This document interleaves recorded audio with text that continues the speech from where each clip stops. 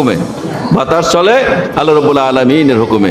পয়গম্বর সুলাইমান আলাইহিস সালাম তিনি যে প্রেসিডেন্ট ছিলেন, তার যে বুদ্ধিমত্তা ছিল, তা এক গ্রামে দুজন মহিলা বাস করত। এই মহিলার একজন তিনি গেছেন নদীর ঘাটে পানি আনার জন্য, অন্যজন গিয়েছেন বনের ভিতরে কাজ করার জন্য। কিন্তু দুজনের দুটি বাচ্চা একই রকম, দুটি বাচ্চা একই রকম দেখতে, একই বয়সের। তো যে মহিলা ঘাটে পানি আনতে গিয়েছিল সেই মহিলা আগে বাড়ি ফিরে এসেছে। বাড়ি ফিরে এসে দেখছে তার নিজের বাচ্চাটা নিজের বিছানায় নেই, বাচ্চাটা কোনো নেকড়ে নিয়ে গেছে। তো তিনি কান্নাকাটি করলেন, হ্যাঁ আমার বাচ্চা কোথায় গেল, কি হলো? কান্নাকাটি করার পরেই হঠাৎ করে তার মনের ভিতরে একটা বুদ্ধি এসে গেল। কি বুদ্ধি আসলো?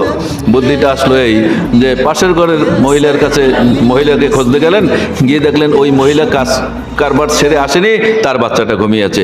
এই মহিলা ফাঁকে ওই বাচ্চাটা চুরি করে নিয়ে আসছে, আইসে কান্নাকাটি বন্ধ। ওই মহিলা যখন কাজের থেকে আসছে, আইসে দেখে তার বাচ্চা নাই, কিন্তু তার বাচ্চা এই মহিলার কোলে। কিন্তু এই মহিলা কিরাকাণ্ড করে বলছেন এই আমার বাচ্চা, আর ও বলছেন আমার বাচ্চা।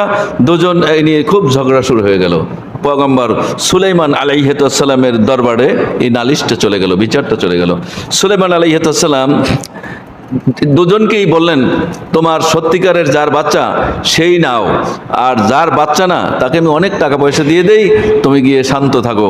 কিন্তু দুজনেই দাবি করছে যে এই বাচ্চা আমার। এখন কেউ মানছে না যে এই বাচ্চা কার। এখন সুলাইমান আলাইহিস সালাম তিনি একটা বুদ্ধি করলেন যে তাহলে কি করে এই সত্যটা যাচাই করা যায়। দুজনের ওই দাবি দেখি, একটি শিশুর জন্য সত্যিকারের কে যে মাতা জানে না তা অন্য।